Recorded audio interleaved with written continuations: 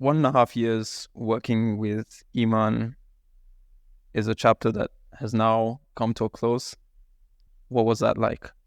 It happened about 12 hours ago. I mean, it's very fresh, very, honestly, it's bittersweet in a weird way because at the end of the day, I mean, I wouldn't say I started my career with him, but I started a couple of new things. I was sales management, leadership, sales coaching, all kind of through there. And I'm going from Greater Agency to Educate. It was bittersweet because obviously, new beginnings and new opportunities, but bitter because, we ended up becoming really good friends, and he's a good guy, great person. So,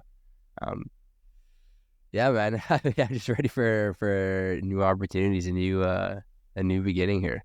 What started that decision to step out and do your own thing? I wouldn't say I don't believe in perfect timing, but I do think at the end of the day, if you're not learning and growing, I feel like you're dying. And I was at a point where I felt a little stagnant. And if I'm being super honest, I think I outgrew the team and what I could possibly provide as far as value. Because, at the end of the day, it's not like we're selling 10K, 20K programs on the regular. He had some masterminds, of course, yes, but maybe one other closer was doing that. So for a $59 product, I felt like at the end of the day, it's you can only do so much, right? and it just made sense, man. And I do think as far as like perfect timing goes, I really wanted to go back and do my own thing. I ran my agency for 4 years before this, but I feel like it was just time for me to go back and more or less, not even just to do my own thing, but to just help people on a wider scale and a bigger scale. And I think I noticed in the impact of what I had with the Educate students inside of the program. I know outside when I could appeal to more on a bigger scale and just more people in general. I think it's that's what I'm really looking to do. So I felt the need to do that. What was the resistance to do that? Because we've been talking about that, or you've been telling me about it for, I think it's been many months since you first told me about that decision brewing up. So it's funny. I'll be honest. I remember telling you this probably back in around September that I was going to go do the community, and I had soft launched it initially. Obviously when you're working with influencers, man, I'm sure you know this, like there's a lot of like gray areas of what you can and can't do. And so I also felt a little handicapped in a way there where like when I did that soft launch, I could, not that I was blatantly told, hey, don't do that. I felt like there was some tension. And so intuition told me, hey, let's slow it down. But I also started to realize from that day on that I can never do my own thing unless I'm on my own. And so it was like, I think it was a slow battle of like, okay, I've made a good friend. I've had great friends on the team. We were a huge team at that point. We were at like 110 employees or something like that. Had a bunch of people under me, and I felt like I was being an asset to the team. And so that was fulfilling internally. And also even when the students came around with Educate, right? Educate released back in August. I was appealing to students. I was making an impact inside the community, giving my own channel inside the community. And so I felt fulfilled internally as far as how many people I was helping. And obviously financially too, made great sense. But it got to a point, man, when I was like, if I'm going to keep building his name, his legacy, I'll never be able to do my own. And with again, it's just, you can see the appreciation from people when you give even what to us would seem like, common sense, common knowledge in sales or whatever it is. But there was just so much appreciation. So I feel like at the end of the day, if I could put impact on people on a smaller scale, just within Educate, I know I could do it at a bigger scale, bro. And so it got to a point where I wasn't internally fulfilled with the team I'm at now. And I was like, okay, I'm seeing the same people. Let's just do more. And so I got to that point. And I was like, hey, like, it's definitely just time to go. And so this weekend, I would never call him on a Saturday, but I was like, I gave him a call. I was like, hey, man, like, it just doesn't make too much sense for me anymore. And I think and he understood. It was very mutual. It was fair. What's the next chapter? Man, I have a lot of ideas and a lot of plans. One thing I'm sure you saw today, I launched a free community. I think one of the biggest things is everybody wants to give value, but they want to like charge, ask for all this money up front, which I don't get me wrong. I understand. There needs to be a sense of exclusivity. There needs to be a sense of urgency in order to actually get started with something and take it seriously. But I'm a firm believer goodwill compounds. And so I want to be able to help as many people as possible and give that goodwill. But also I'm not looking for short-term gratification. I'm looking for a long-term impact and actually change the industry. And so I think you have to be a little different than some other people. And so I'll give triple, quadruple the value of what other people are going to give. I'll show my live calls. I'll do group calls for nothing in return. But I think I did able to compound from there. And so I'm sure, I don't know if you know Alex Beck, but Alex Beck's one of my best friends. He worked with me at Gym Launch, worked with me over with Iman. We're committing to a community program and much more. I mean, obviously, again, eventually we'll get into like sales consulting, sales agencies, and start building out sales teams for other people as well. But for the meantime, right now, the main focus in the short term, in the next 2 days, is going to be the sales community, launching that out, getting that up and running, and then being able to help as many people as possible, man. What's the mission? Oof, such a good question. And this is why I think doing with Alex is our brains work differently. And I think we kind of see it in two perspectives. I think the big mission is to, one, make sales socially accepted again. And that comes from the sales reps and the possession of the sales reps. I think a lot of people look at sales as sleazy, as dirty, as wrong, whatever you want to say. And there's a bad connotation when it comes to sales. But if you really know really good salespeople, you can see those calls and see it. It just seems almost like a conversation, a guided conversation and people walk out of there happy. That's really what I was really wanting to change here. It's like changing the industry. Now, as far as like Alex's perspectives, I know his mission, which going to intertwine here, obviously, while changing the industry, of course, and changing the impact we have on the industry, we also want to make sales simple. And I think that's the biggest thing. I think a lot of people try to create these programs, and a lot of programs are just old school. They're telling you like, oh, ask questions, interrogate them, be the doctor, which Jeremy Lee Minor, all these other guys, like it's getting very played out. It's becoming just a beta trap, for lack of better. If you know, Oren Klopp calls it beta traps. Like buyers are becoming more sophisticated and understanding what these salespeople's tactics are, while the salespeople are just staying the same. Just throwing out things.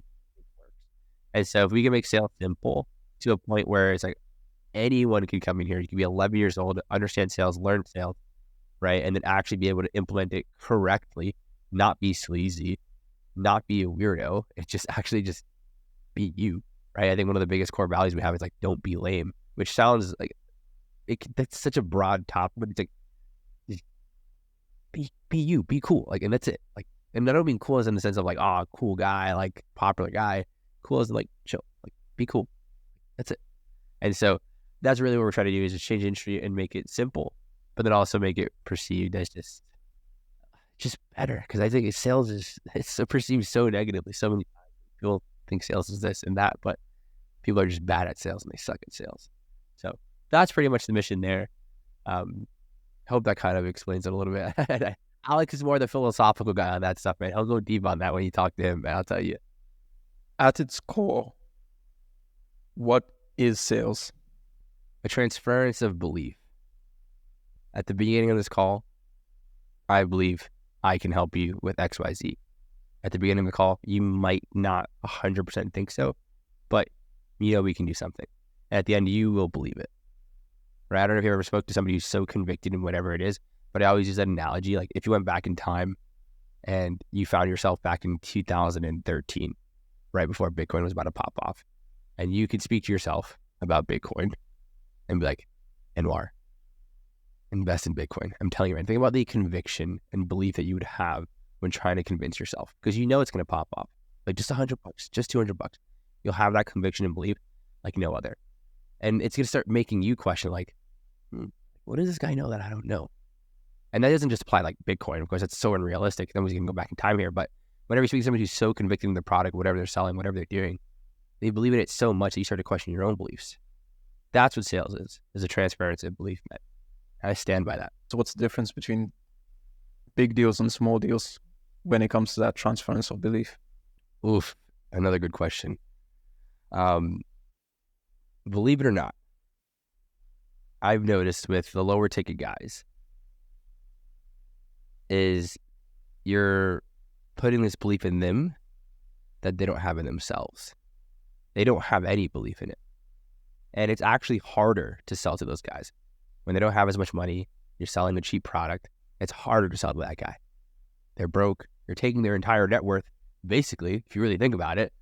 And so it's just as hard as trying to sell somebody who's worth $1 million, $1 million product. It's what the hell? You know what I mean? But actually, believe it, like the guy with $1 million would still probably consider more likely than they would to buy a $1,000 product, because it's just like they've made those purchases in the past. They've made big purchases. They understand it's an investment, right? It's as long as they can make a change for them. So now selling the higher ticket stuff, believe it or not, is actually easier. It's simpler. But what happens is it goes from being an emotional sale to a logical sale. As long as it makes sense, the logical guy, the higher ticket guys, who usually are more qualified, 9 times out of 10, they'll do it. But for the younger guys, the broke guys, it needs to feel right. It doesn't even have to make sense, just to feel right, which is funny. But as long as you can do that, right, and you can get the sale. But it's honestly, there's challenges in both. But I would always say that the broke guy, the cheap product is harder to do, costs more energy than it would to sell a higher ticket product there.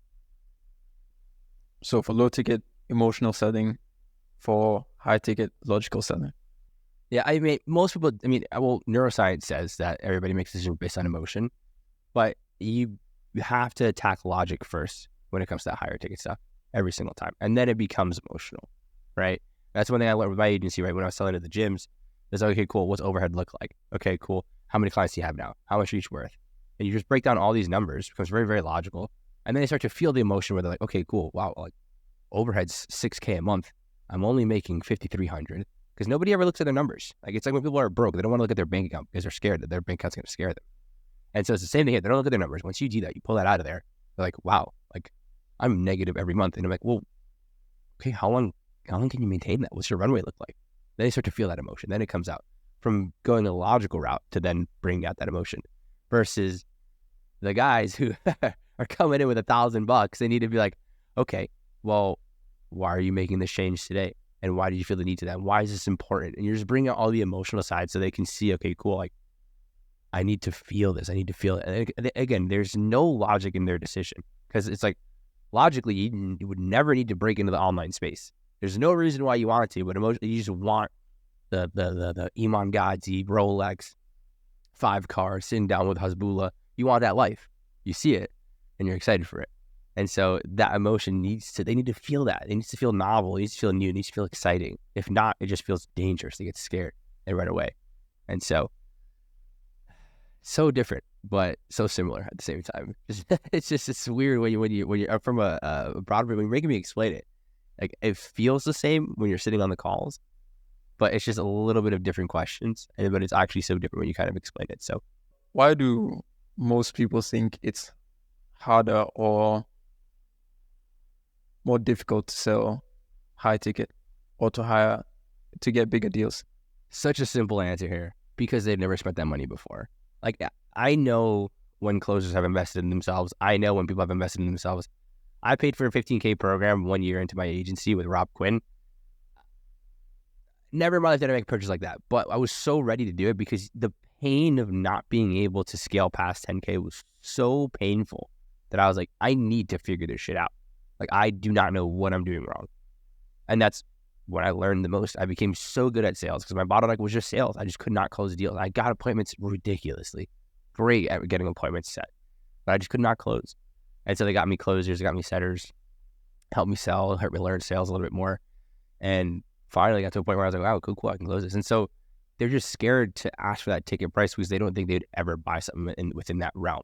Now, 9 times out of 10, like any type of sales, any type of company, any type of info product, or any company where you can be a student or a client and you now turn out to be a sales rep, the person who invested in that program and they actually got results are the best sales reps, no matter what. They don't even have to know the fundamentals of sales, but they can sell just off pure conviction. And so I'm telling you, as long as you made the purchase of something within that realm, you start to realize, oh, it's the same shit. It's literally the same thing. I mean, some people who bought $1,000 products say, oh yeah, cool, I could sell something for $1,000, $2,000, but not a lot of people Genuinely. I mean this genuinely.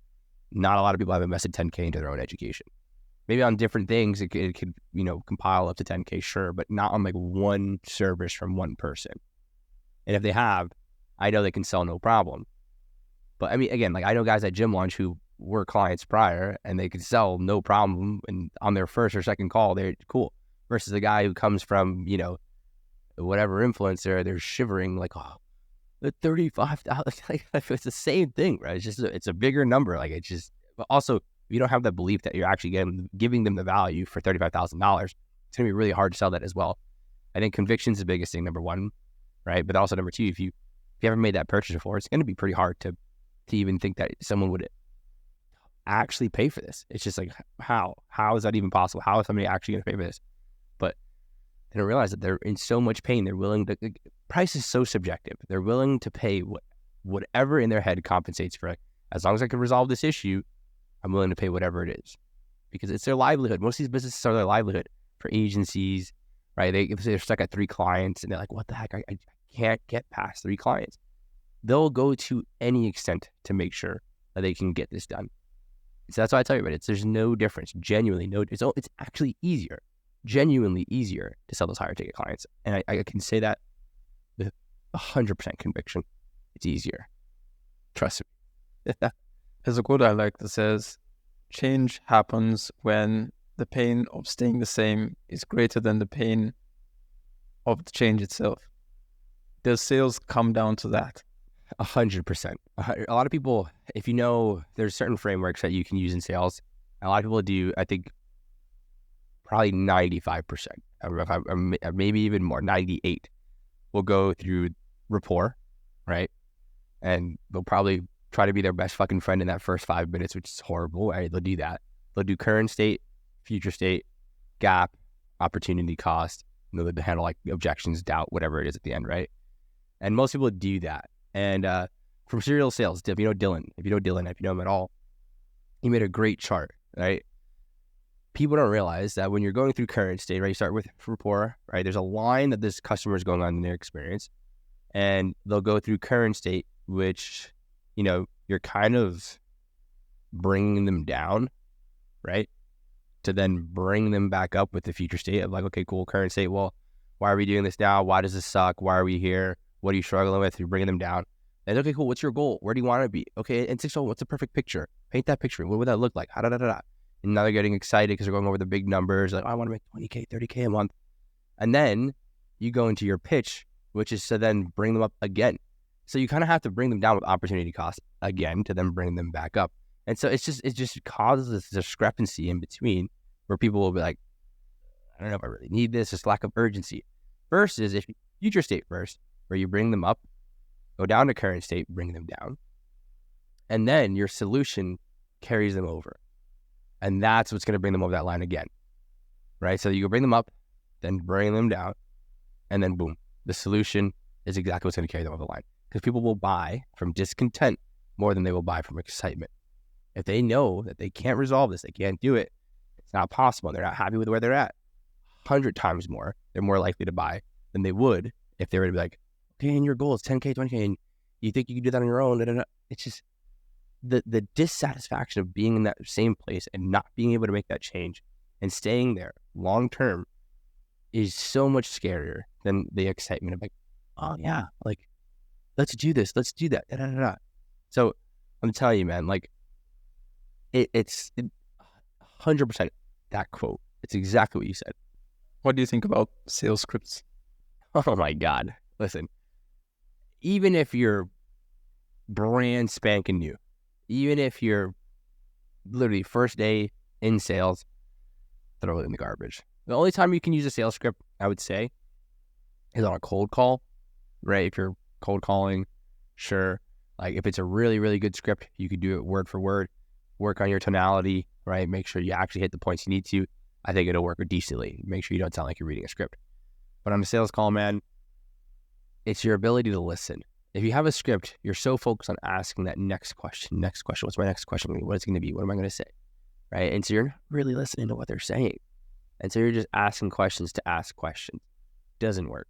I'd rather you start with a framework, 100%. and eventually get to like nothing. You should have no script. There's so much you can work off of as far as like intuition. I don't know if you know the PACE system that Ty Lopez breaks down, or even it was a Dr. T. You know what that is or no? PACE method. It's like okay, so we're going off of energy. So if you ever hopped on a sales call, you can kind of feel it's like whether there's tension or whether this person is either like a little like skeptical, whatever it is. There's always this energy. And so some people are practical. They're either action-based, social-based, or emotional. That's what PACE stands for, is PASE, right? And so it's like based on how they are and what you feel. And again, each one has their own definition, right? I mean, I could dive deeper into this a little bit later, but pretty much like usually 9 times out of 10, the business owners are going to be like more practical, a lot more of like the new entrepreneur guys. Entrepreneur guys are more action-based. Social is probably going to be people who are there for like a dating offer. They're trying to get better at socializing, and also emotional as well. If they're trying to get like better with like, again, like their looks or whatever it is, like dating coaching, it's emotional as well. And so based on that feeling of when they hop in that call, they're like a talker, they're social. Like, hey, what's up, man? Social. You have to kind of match that energy. And so eventually, if you can get from a framework to no script and just focus on the energy and how you feel once you hop on that call, and then also once you know, like, okay, cool, I know my whole entire framework of current state, future state, I know what questions to ask, and you truly listen, and it really feels like a conversation. Like, Anwar, I can send you 30, 40 of my calls, and you can see every single call is kind of the same. It's guided the same way, but I approach everything different for every person. Like, you'll see me be super stern with guys who are 30 plus, who have an agency doing 20K a month, for sure. Stern, straight to the point. And it wouldn't be like this. It'd be like a little more like, little less emotion. And then you have the guys who are social, where I'm like, hey, I could make it fun. I could be cool. I could smile, right? It's all good. And then when they're emotional, right, that's where you kind of attack the pain a little bit on a selfish way. But you can kind of see, okay, there's openings here, but you also want to be a little bit more empathetic, so they feel like they're being heard, right? And so there's just so many routes you can go, but eventually you get to that point where it's so second nature, because I think sales and life are so intertwined. People don't realize that. Like, sales is everything. Every single thing, everything you do every single day is sales to some extent. And so you start to really realize that, like, when you're having a bad day in real life, you're kind of having a bad day in sales too, right? So I always say people are in a rut. I always like, okay, cool. Well, don't talk to me about numbers, data, this and that, pipeline. What's going on in your real life right now, bro? Talk to me about that. And then you start to realize, oh, okay, yeah, your girlfriend cheated on them, this, that, X, Y, Z. Totally understand. And so that's kind of the point where you want to get to go from a framework. Should always start with a framework. Firm believer in that. No script. And then eventually get to a point where it's just you. What's important on that pre-call side for preparing as well as booking questions that prospects feel? I like to go a little unique route, right? I mean, I think I always say, like, on any offer you're on, like, you got to make sure there's almost zero marketing issues, because 9 times out of 10, most sales issues are just marketing issues. If you can make sure, okay, there's like pre-call content, right, where they should know what they're walking into, what problem they're going to resolve, or what problems they have. That should be identified. They should look at it like a seed. A seed should be planted in their head before they jump on that call. If they're just there like, oh, I'm just here because somebody told me to show up, man, or I'm just here for information, you're already starting off on the wrong foot. Like, there should be some sense of like, okay, like, I know what I'm here for. And so many people try to do this. Well, they're just going to kind of coach you through what you're going through, and then potentially see if we can, like, just be transparent. I think we're really trending in a way here with sales where transparency is going to win every single time. I'm sure you've seen what cold call approaches, like, hey, Anwar, this is a cold call. Do you want to hang up with me now, or do you want to hear what I have to say for 30 seconds? Like, whatever the fucking approach is. But people are being way more upfront, transparent. Authenticity is what's really, really, like, Sam Sulek, this guy took over the fucking YouTube world, and everybody wants to be more authentic. They're doing raw YouTube videos. They're doing no edits. It's becoming authentic. But that's the same thing for everything across the industry. Everything's authenticity. And so, like, in the pre-call side, if you can be as straightforward as possible, direct, like, okay, cool, this is what's going to be, this is what's going to happen, this is what we're going to discuss, you know, and especially this, man, you should add some type of exclusivity and urgency, right? Like, hey, man, like, we can't help everybody. That's honest truth. Like, if you're not this, if you're not that person, you're not qualified, like, do not show up to this call. Like, I don't care. Like, Jacob Levinrad is actually really good at that stuff. Like, Jacob Levinrad, whether you believe in e-com or not, you think it works, doesn't work, his VSL is probably one of the best VSLs that I've seen with that approach of, like, just being super direct, and he does really well for himself. So if you could do that, cover all edges on that side, Your closer will love you on the marketing side. And then after that, I think the best thing to do as far as pre-qual questions, I mean, obviously have like the qualifying ones of like, okay, how much they have to invest, how old are you, make sure you're not selling to a fucking minor, make sure those things are all clear. But 100%, shoot them a text, be you, send a voice message, chat with them, get to know them as a person. And I'm not saying like, oh, hey man, when's your birthday? But hop in there, like, hey man, I want to get some context before a call and see what you're looking for. And it's okay, sure. I'm telling you, like, when you can do that, send a voice message, make them feel a little bit special, spending that time on them. Just like, again, 5, 6, nobody does that. No, they're just, hey man, just want to make sure we're good for a call. Hey man, what are you hoping to get out of this call? What are your goals for 2021? 2024. Jesus Christ, look at me in the back of my gym launch day, 2021. It's just fucking bolting it. But it's, at the end of the day, like, have a soul, man. Have life. They're a human, yes, of course. And so they just need to feel like they're being welcome to this call. A lot of people, I mean, don't get me wrong.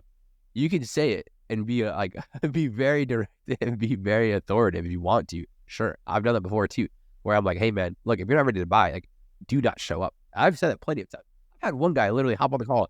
It was like, JJ, I can't believe you spoke to me that way. So I was like, bro, listen, maybe we're not a good fit to work together. Instantly, just like, totally. I want them to push away. Hey man, let's be professional here, man. I want to work with you guys. People want what they can't have. So it's like, at the end of the day, if you're that closer who's like super, big dick, want to like make sure everybody feels scared of them, whatever, like, go ahead, be authoritative, but have the conversation with them. Send a voice message. Make sure you sound like an expert. Like, set yourself up for success here.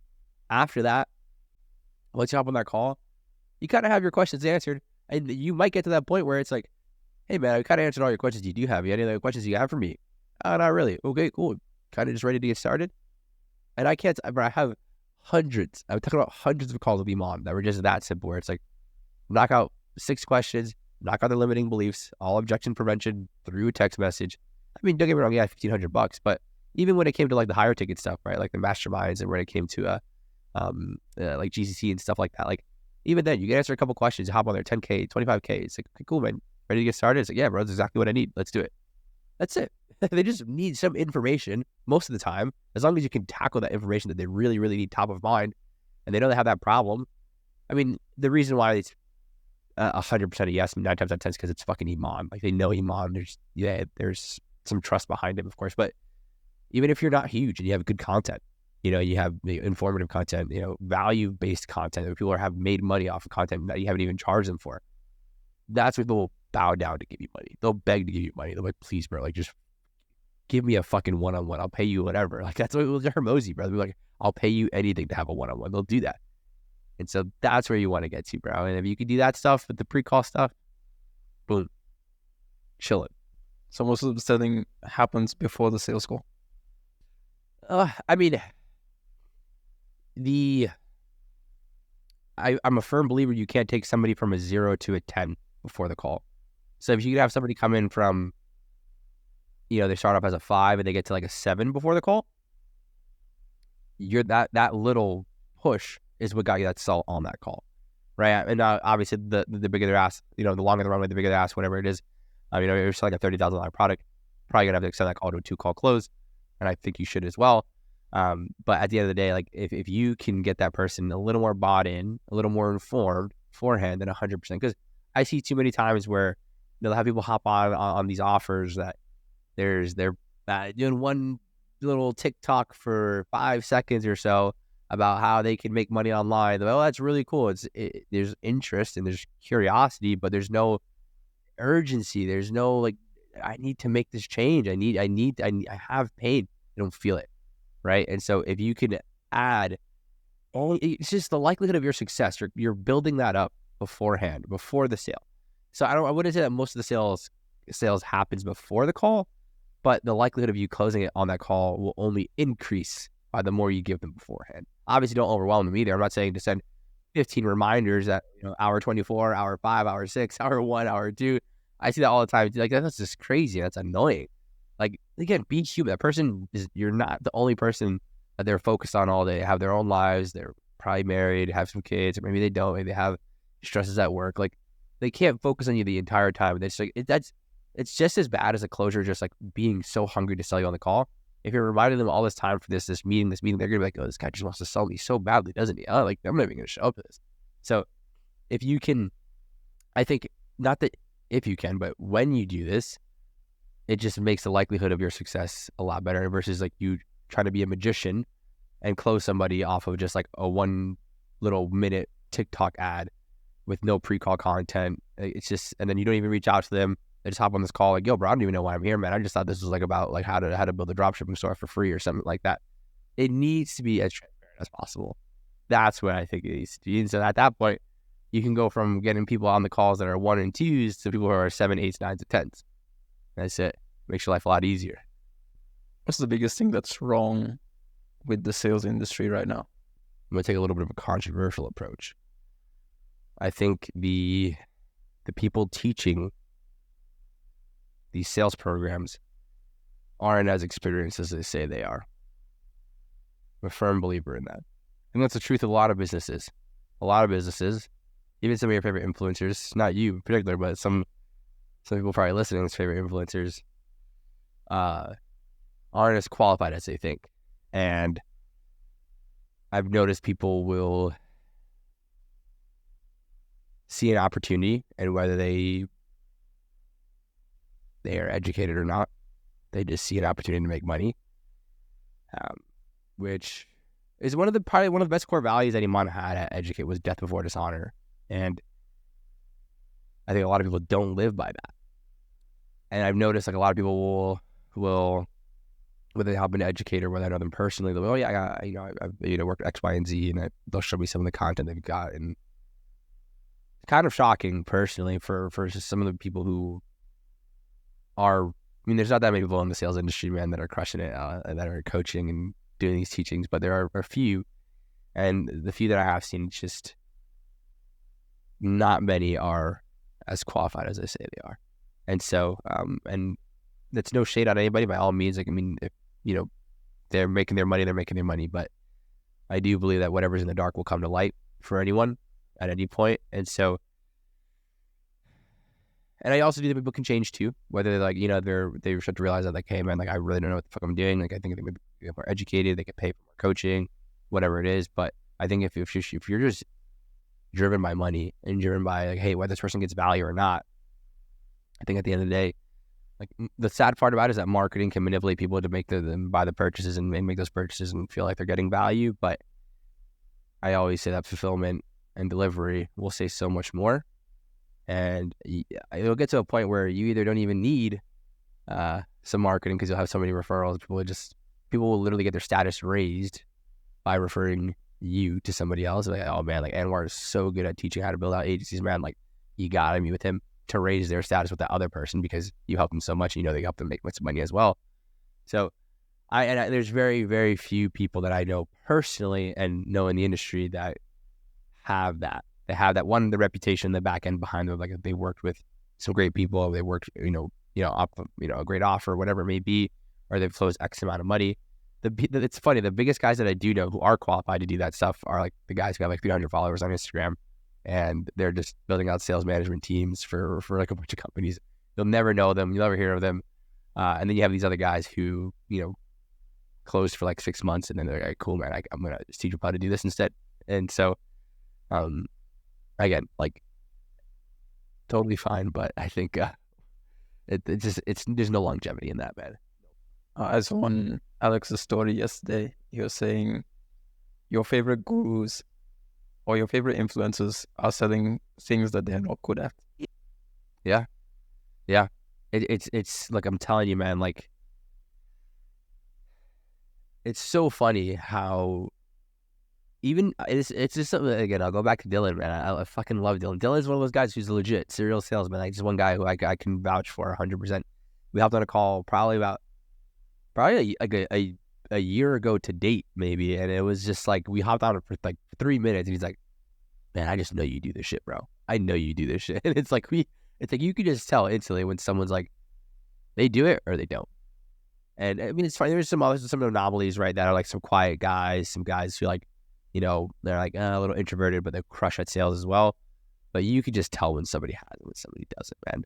And so I could look at some of their posts and just be like, okay, But like to the naked eye, I mean, again, you don't know. You see some flashy stuff, you see some marketing, you think that's it. So it's Instagram, man, it's so just Twitter, all that stuff. It's like you can be deceived by anything. You just never know. But again, like no shade to anybody. At the end of the day, like everybody's hustling, doing what they got to do. But I do think that, again, part of my job, part of what I want to do is to make sure that people are waiting for someone who knows what the fuck they're doing and they can see it authentically. Hundreds of calls. They can see everything. Even my fuck ups. They can see my bad calls. They can see my good calls. They can see Alex's great calls. They can see Alex closing high ticket. They can see him closing low ticket. They can see objection handle, whatever it is. At the end of the day, I think we do feel a disservice by not trying to help them at this point. So, yeah, man, trying to change the world. Change sales, change the world. That's it. And what you're saying about guys who are really good at what they do with like 300 followers, it reminded me of, I think it was in my newsletter or something that I posted it, of how there's like this giant bell curve where at the start, when you're just starting out, you just focus on the business and just focus on just grinding. And somewhere in the middle, you get hung up on social media, build the brand, value, all these things. And there's nothing wrong with that. But then later on, you just go back to building the business, focusing on the hustle, and just working. Like all those great guys, and they're really some incredible guys that have that big brand, like, you know, Iman, Hormozi, all those guys that have those big brands. But there are also a lot of them that are just tiny, and they've done so much. Yeah, I think they're too busy making money, man, to be focused on Instagram. It's funny when you see, I mean, obviously there's some guys who are big names who have full-time editors and whatnot, but I know a lot of guys in between will focus on making so much content that they forget to make money, bro. And I'll never forget, I hopped on with a Yelp. He was a Yelp sales manager. He was like a huge executive for Yelp. And it's funny when you even talk to these guys, the limiting beliefs that they have in themselves, and guy was making 200 or 400K a month. There's some range at that point in corporate, right? Managing 200 reps, all this stuff. And so, bro, why don't you just start a sales agency? Like, you have a credibility, you have the name. And he's like, I just don't like social media. He's like, I feel like there's this age where you get to like, if you're like 31, 32, you just don't like this social media stuff. And then you have these guys like 29, 30 where like they could crush. Then you have anybody like between like 23 or even 18 and 27. It's like they all want to do social media. Everybody wants to do social media. But he's like, bro, I made so much money in my life at this point. He's like, I just like he hops on a call for Agency Navigator. And I was like, yeah, bro, I don't think you need to be doing this, man. I think you're in the wrong realm, bro. Like it's just so, but it's just funny, man. Like they're just so focused on making money that he doesn't really care for the likes and the comments. He's it is what it is. Someone's like they're afraid of it. They're gonna get like hacked or something. I don't know. It's like, there's a tweet I stumbled upon today actually, and it was saying a rich man works all his life to retire and live like a poor man in a village by the sea.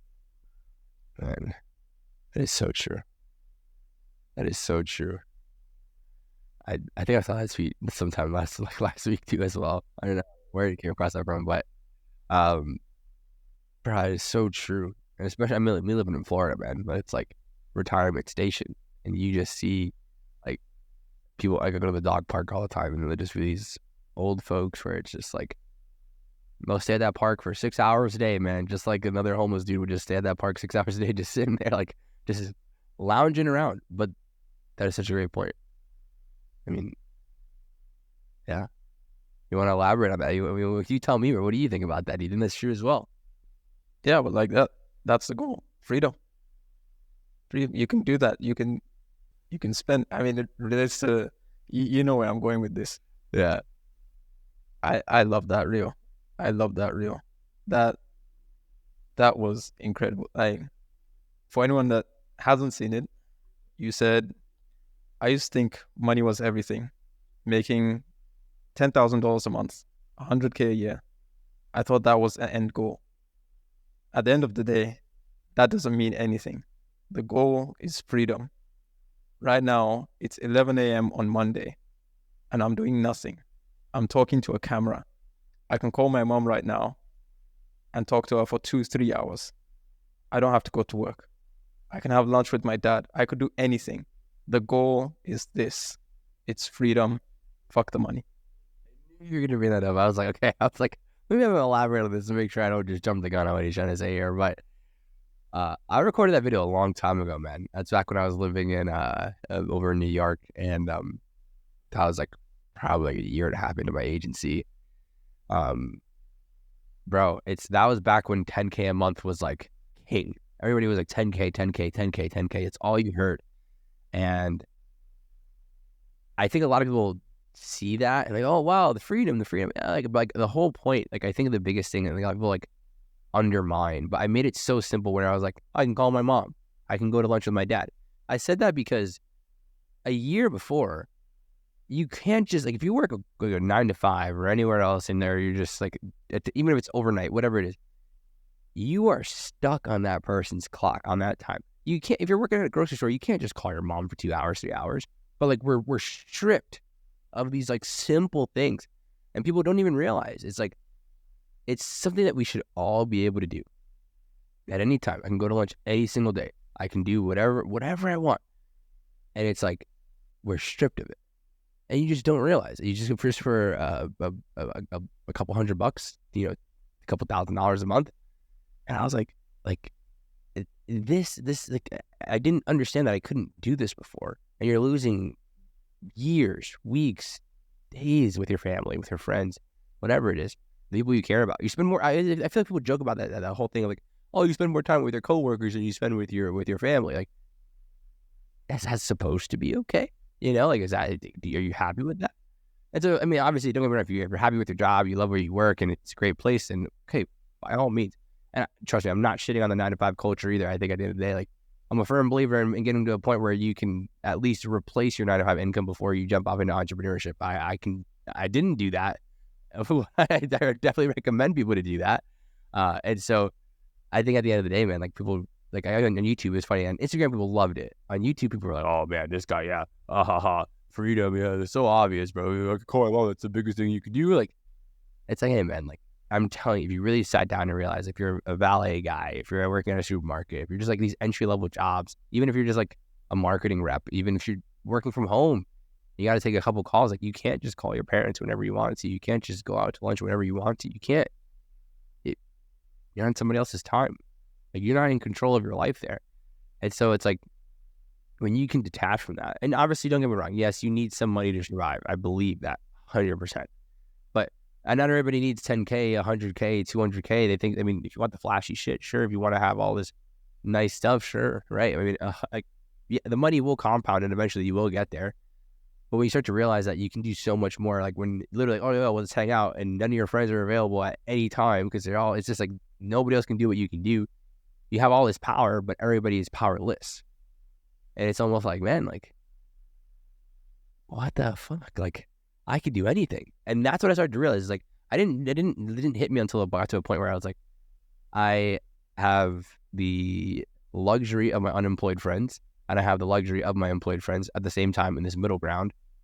And I can do absolutely anything. I can go anywhere. I can travel for weeks at a time if I wanted to.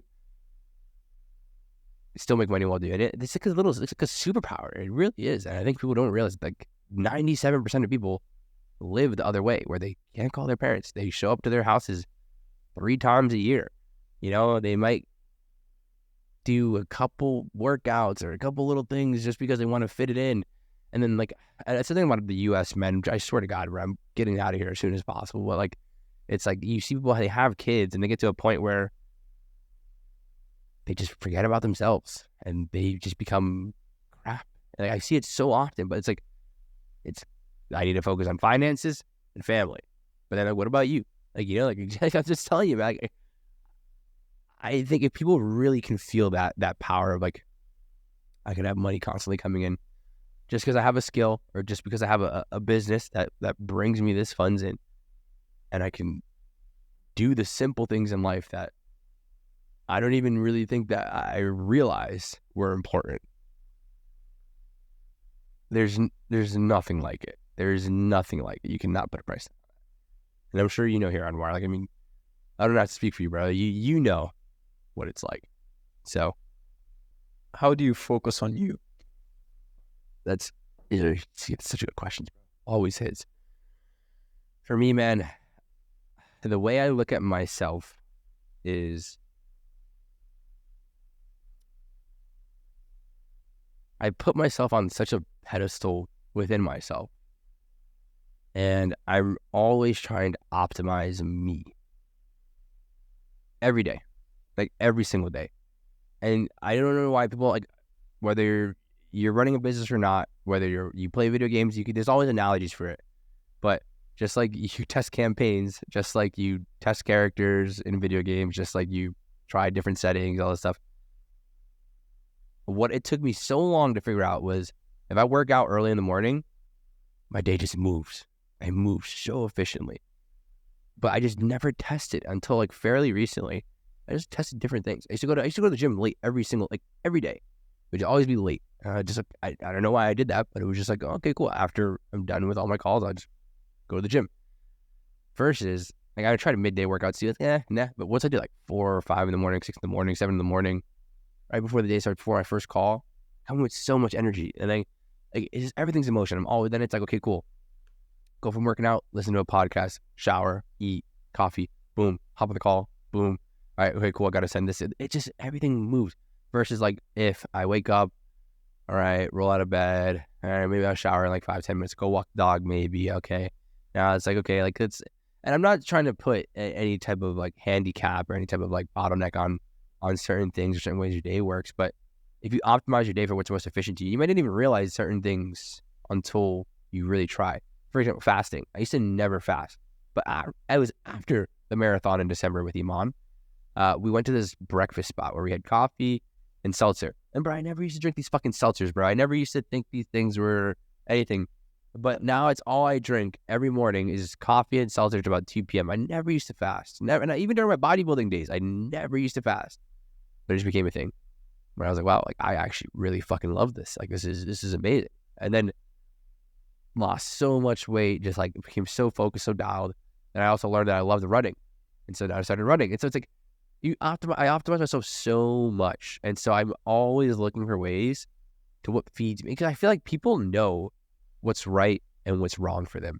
And they know what they really enjoy and don't enjoy, but they put this like emotional tie to like, maybe if I try this or maybe, but it's just, I become so logical as of recent where it's like, I remove emotion from absolutely everything. I don't care how it makes me feel unless I feel bad. But like if I blatantly feel bad, for example, I don't understand how people can watch porn if they know after they feel disgusting. It just doesn't make sense to me. And so it was so easy for me to stop. Once I realized, I was like, I addressed it back logically. This never feels good after I watch this. Why am I going to keep doing this to myself? And I just, once you stop, I was like, what the fuck? Like, this was not hard at all. It was just like, okay, cool, move on. And then after that, right, when it came down to the fasting, I was like, well, this feels really good. Feel really fresh, feel really dialed. Cool. Working out early in the morning. Cool. And it's not that I'm not addressing the emotion, but logically, it's like, if this feels really good and I can do this every day and I can stay consistent with it and I lose weight on top of it, why would I not keep doing this? And so I'm always looking for ways to improve every single day on different scales of different things. How can I consume the most information? How can I get way better than my competition? And I don't address, like, I don't have like someone directly, I'm like, oh, I'm competing with this guy. But how can I be the best me, right? Whenever people say like as you versus you, I don't think people realize what that really means. But when it's really you versus you, like it's a constant battle every day. Where it's like, do I watch Instagram Reels today and just hang out? Or do I go and get shit done? Do I go ahead and listen to an audiobook while I'm walking? Or do I go ahead and just look at Instagram, right? Whatever it is. And so if you can just change little things, like, okay, instead of Instagram Reels, I'm going to listen to an audiobook, right? Instead of, going ahead and just playing Fortnite or whatever people do, I'm going to go ahead and study some sales stuff tonight. Like, it's just optimizing your day. And then what makes you feel more, and then think about all the fulfillment. If you can feel fulfilled after you do this, every single time, then think about how fulfilling your life becomes. It's just, to me, it's simple. It really is. But people put so much emotion in, but like, what if this, what if that? You can't overthink it, man. You can't overthink it. This is not the productive procrastination bullshit. I'm not the guy who's like, I'll go ahead and, don't get me wrong. I think everybody needs something like to feel spiritually connected with themselves. If you need to pray, if you need to, manifest or ask the universe for whatever, sure. Like, do what feels right for you if you want to. But at the end of the day, it's like this is just optimizing and being able to make sure that your day is as efficient as possible. What things are essential in your day? You mentioned running, workout, morning. I really do believe that, like, it's a cliche saying, like, a body emotion stays in motion. So obviously, like, the working out and that consistency there is so huge for me. I think that's like one thing where, like, and I'm talking 7 days a week. Like, and I'm not saying, I'm working out 7 days a week, lifting 315 every single day, but like active recovery, stretching, whatever it is. I think that's huge for me. I just, to lounge around, I just know it doesn't feel good. Like, it just doesn't feel good for me. If I can ride the bike, I'm not going to die if I ride the bike 2 times out of the week and I don't lift any weights. It's like cool. Like, I just have some people who are like, oh, you're doing too much, man. So, man, I'm burning 300 calories, bro, just sitting on the bike for an hour versus sitting at home. Don't be upset at me. You know what I mean? Like, it's fine. Like, I will be okay. So I think that's essential, man, is just like being able to keep everything moving. For me, huge. Another must. Well, I'm not taking calls anymore. I haven't been taking calls for a while now, but every time I did, I was good call in the morning, bad call in the afternoon. Like, one that did not close. I mean, bad is subjective because if you get good enough at sales, it's not like, you just because you didn't close them doesn't mean it's bad. But why didn't it close? Review it, see where you felt a little off. Why did you feel off? So I'll do that as well. And then beyond that, realistically, I try not to make like anything obligatory. I mean, I really try to I try to just make sure I'm learning more than I'm consuming. That makes sense, consuming like content or whatever it is. But I want to make sure I'm actually actively learning. And so what I really try to make sure I maintain is just like the fitness and the learning perspective. If I can do that, everything really falls into place. Because it's really just dependent on like how can I be efficient and consistent throughout the day. And I just notice if I optimize those things, I instantly know it's going to be a good day. Okay, I can be okay, cool. Like, I woke up and for some reason got distracted with like Instagram. Like, I really try to reverse engineer why I did that. Okay, why did I wake up and instantly go to that? Maybe I was looking for a message, or maybe I was looking forward to, a DM from somebody, and then like I saw one that grabbed my attention, whatever it is. And I try to make sure I avoid that as much as possible. And after that, like, there's nothing else that I say is obligatory, because then at the end of the day, you become that person where it's like, oh, if I don't do this today, then I can't close deals. You just become this like so attached to things that just don't matter. I try not to give life to anything like that. So, as long as I work out, man, typically, and even if I work out late in the day, like, it's not like I'm like, oh man, my life is ruined. I didn't work out early in the morning. I'm just not going to be as efficient if I did this. It's like a perfect day, perfect scenario. I know what it looks like, and if I can do that, I will. And 99% of the time, I am doing that. And the 1% when I'm not, something has to be off. When I had COVID, I was like, okay, I fucking can't go work out. Like, it's like I got to go lay down, which sucked, but you still got to get shit done. You know what I mean? More time to learn, more time to do other things. That's really it. I think a problem that I've started having recently, and I'm not sure what caused it, is I've begun falling out of love with the gym. Okay. For some reason.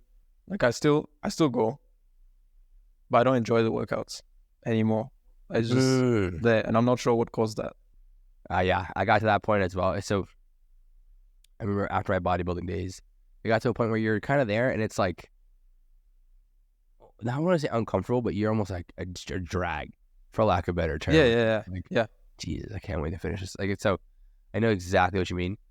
This is where I firmly believe like too much of anything is never good. And I think you're probably at a point where you were going very consistently and a little too much, almost to a point where it was like, and with too much of the same thing, especially, right? Because like, if you have too much of the same thing, that's where like, too much water, too much whatever, it's gonna end up being bad. And so doing the same thing over and over again, you start feeling like you're in jail. And so you probably got to a point where you're like, man, I'm doing the same workouts, same routines, and you're not feeling fulfilled after the workout either, on top of it, most likely, especially if it's a drag now to you, really not feeling fulfilled. One of the biggest things, man, is this is where you got to be, I say being open-minded, this is to be the biggest thing. You have to find that one thing that brings that spark. And that could be like doing a unique type of training. It could be doing some type of mixed martial arts. It could be doing some type of, CrossFit, whatever. Like, no judgment for anything, whatever you want to do. But, or build a fire yourself through competition. Like, sign up for a competition for something where, bro, listen, if you can succeed in business, you can succeed in anything. And I know that you appreciate greatness in whatever you're doing. And you're going to bring that same discipline you do with the business into that world of whatever you're going to be competing in. And it could be some random competition that you probably never thought you would ever do. Like, for example, I did a fucking marathon and never thought in my life I'd do a marathon, but I did. And so sign up for something where you want to win. And it brings that desire back. But I'm telling you, if you don't want to do a competition, right? For example, you're like, hey, man, I don't have the time to focus on that or do anything like that.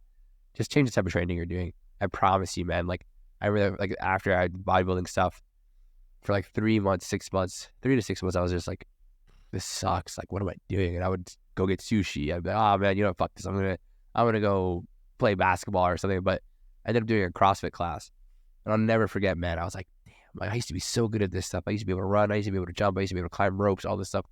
And I'm just so stiff, and I felt horrible. But I was like, I want to get better.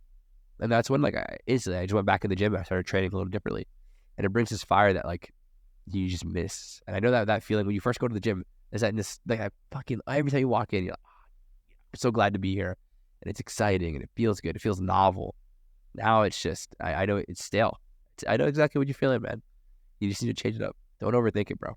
Just change it up just a little bit. Promise you, change your life. Or go with someone who's funny. That's a fun thing too. You go with someone who's funny. It sounds funny, but like, or well, maybe not funny. Funny. I mean, funny makes it enjoyable. And you start to feel like a drag. It starts to just feel good. But or go with someone who's a stud, someone who's a beast, and you're like, oh, I catch up to this guy. And then you just change the intensity of what you're training. That's it, man. That's it, bro. What it is you're putting so much energy into your business and what you're doing on a day-to-day that you can't put any more energy into your working out. That's your problem as well. I promise you. And so you're so devoted to that like when you're trying to give your best at the gym, it's like, I don't know if I can do this. And that's right around when I started my agency as well. I know that feeling. Well, I mean, obviously I know you're on the starting stages here, but you're way beyond that. But I mean, at that point, those little tweaks, man, will instantly give you a different experience. Because I'm trying to look for, like what you said, just spending or focusing more on myself. Because I remember, I think it was my mom or someone asked me, like, what do I like doing, like, apart from business? Because I love business. Apart from business, when I'm not doing business, when I'm not working, what do I like doing? And I was like, all right, I like going to the gym. I like working out. I like exercise, like running, all those things. And I like tennis. And I was like, what else? And that was it. Couldn't think of anything. Wow. Yeah. Because it becomes tough because you start to realize that, like, you're so invested in whatever you're doing that you don't have any alternative. That's a good point. I don't think it's a problem, but gotta do something you never think you would do, man. Test your, and that brings so many other opportunities. I'm telling you, like, that marathon's a perfect example of, like, what I mean by, like, do something you never think you would do. And then you try that, and then you're like, oh, wow, like, now I'm gonna eat only a fruitarian diet, whatever, right? Like, just because it makes you feel better, whatever it is. And so it just opens up these doors, man. You meet people where, like, you're like, I would never meet somebody who does this unless it was from this. So just try different things, man. Promise you. If you want to, of course. But, like, if you feel like when you start to really, like, sit down with yourself and understand, like, it's gonna be too distracting. It's not gonna benefit me too much. But if you want to feel like, okay, I need to, like, and bro, it could even be fashion, bro. You gotta doing some like, just, like, try it on different styles and go, like, the old money style and be like, ah, man, now I'm meeting people who are in this world too. It's just little things you don't even think about that are like, why didn't I change that earlier? Why didn't I try this? Why didn't I try? I'm telling you, man, so many different things out there. You'll figure it out. Watch, next time we hop on this podcast, you're gonna be like, yo, man, I'm gonna be walking on the stage at a Versace. I'm like, what do you do? You're modeling now, bro? He's like, I was like, if I was given, a year or a month to just don't focus on, building a business to take care of family or all these things, just focus on you. What would I do with that? What would you do? I definitely think to the day I die, I will constantly look to give value to people. Constantly. I stand by that. But one thing I one thing that the only, like, not probably the only thing that brings tears to my eyes almost ever is just greatness. And what I mean by that is like just watching like at the highest level of like competition of whatever, it could be anything. But when you know, like, because the thing is, I'm sure you understand this, but when you can see someone put hours and hours and hours and hours into craft to do one thing, and they're on the highest level of the stage, and they're dominating competition, or they're crushing it, and you can see all of that emotion come out through just doing that one thing they trained for. Whether it's like Lewis Hamilton is a perfect example, right? Or you have Messi, Ronaldo, these guys. It's just there's this level of greatness that you see, even if it could be on a smaller scale. You see like local competitions for like Brazilian Jiu-Jitsu, but there's this level that you're like, that's greatness. And I know what it takes to be there. I know what that grit, that pain. You don't even question yourself. Am I going to be good enough? Am I going to be this? It's like you're walking in there with such conviction in yourself. And so I constantly believe that, like, no matter what, I'll try to put that through people and put my beliefs into people, the value into people. And this, whether it's just through sales, because my goal now, and will forever be from now, is to be like the best sales coach, mentor, teacher, whatever the fuck you want to call it, in the world. And I stand by that. And at a scale where I'm talking on stages, and when you think of sales, you'll think of JJ. That's the point I want to get to. And so that means at like 60, 70, 80, 90 years old, I obviously want to retire way earlier. I totally believe I will. I think at that point, like, I'll spend the majority of the rest of my life on stages, speaking on stages, or competing in something. It would be like, it was so funny that last weekend I literally met this one guy from one of my gyms, and he is 65, and one of my best friends, who is probably like 37, 36, his name's Ben. He's like, oh yeah, I used to work for that guy years ago. And so in my eyes, I'm like, oh man, Ben's, like, he's not like old, but he's like, this guy's grown ass man. He's like, you used to work for him? And then the other guy, he's older. It's just like, I think he was like probably upward, maybe 60 or 70. And he's like, yeah, I used to work for this company. He sold it like 3 years ago. And so for a couple $100 million, ridiculous amount.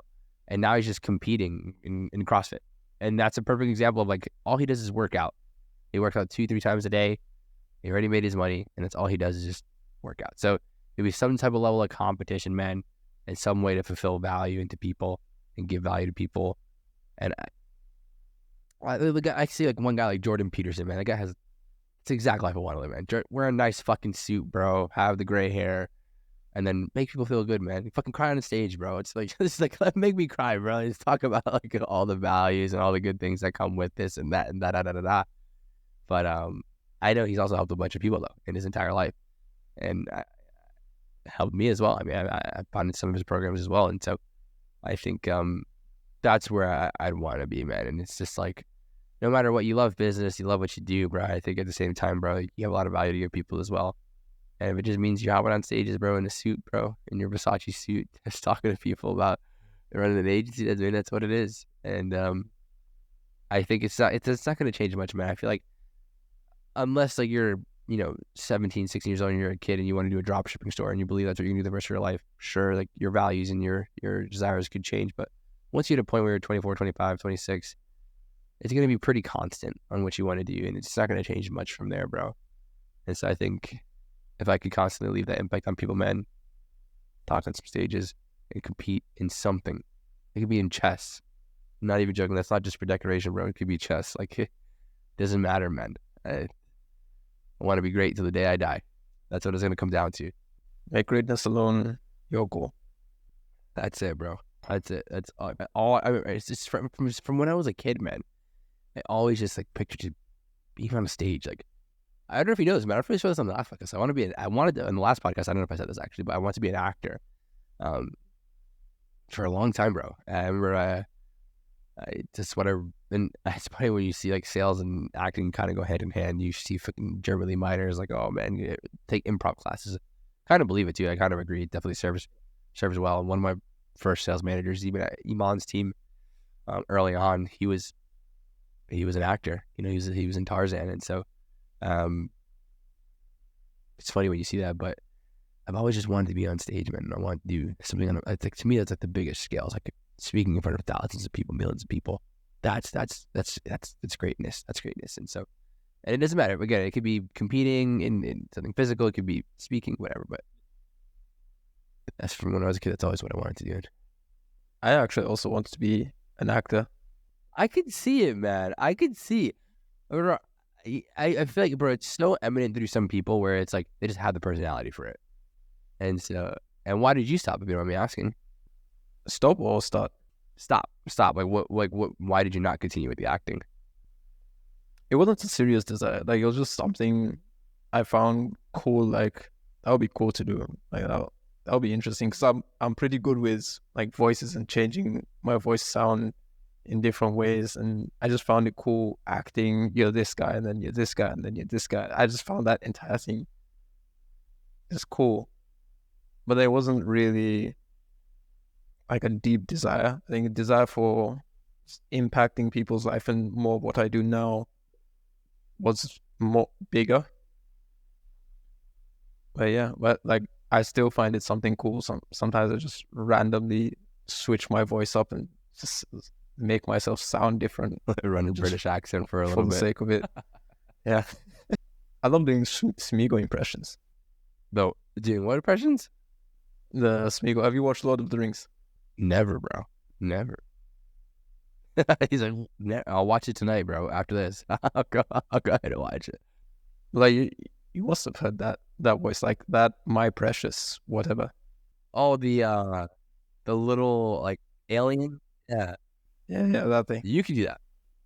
Yeah, let's hear it. I mean, it hurts my throat horribly, but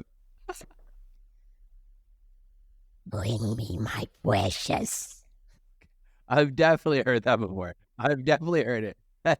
I guarantee you that is the way it sounded. So sad. I've heard it probably like on like a little like YouTube video or something. But I promise you, like, that is as close as you're gonna get to perfect. Jesus Christ, because even just hearing it, it's like, oh yeah, I've definitely heard that before. It's pretty good, man. Holy cow. I think I could also do like, I think watching Batman was probably what made me find it cool, because like all the Batman characters, I could do Batman, I could do Joker, Bane. But yeah, like, I've lost my voice now. It's that whole shit. Oh man, but you weren't joking. I was like, geez. No, yeah, I've definitely heard that before though. How about you? So I really did nobody knew this, but in high school, like, I was football star, ran track and all this stuff, like did all the athletic stuff, and I was in theater like every year, behind the scenes, and I just like, I used to keep to myself. Like, I think nobody really knew that, except like a few people, and I did one show my senior year, and it was like a shock for everybody. Like, what the fuck? Like, where the fuck did that come from? And it just felt so natural, man. It felt so good. Like, I just felt like I was where I was supposed to be. You know, it felt like when you're sitting in like in the movies where they're like, they jump in this robot and it just feels natural, and then it's like the robot is like him, or I don't know what the fuck. I'm fucking even trying to explain there, but it just felt right, you know. And so after that, I literally, bro, I kid you not, I graduated high school at 17. I was probably not even 18 yet, or I probably just turned 18, and I saved up. I just like $2,500. I bought a flight to Cali, and I was just gonna go. I was like, I'll figure it out. You know, I'll get a job. I was just gonna do like the it's like everybody else does. You know, move to California, just live with roommates, figure it out, all that bullshit. And about 2 days before I was gonna leave, I got hit with a bill from my hometown. I lived in a very small town in New York, and everybody knows. I mean, if you know New York, parking is just fucking horrible. And I had 3 parking tickets from when I was in high school that added up to be like $2,100. I was like, what the fuck? It was everything I had. And so like I was like, well, can't go now.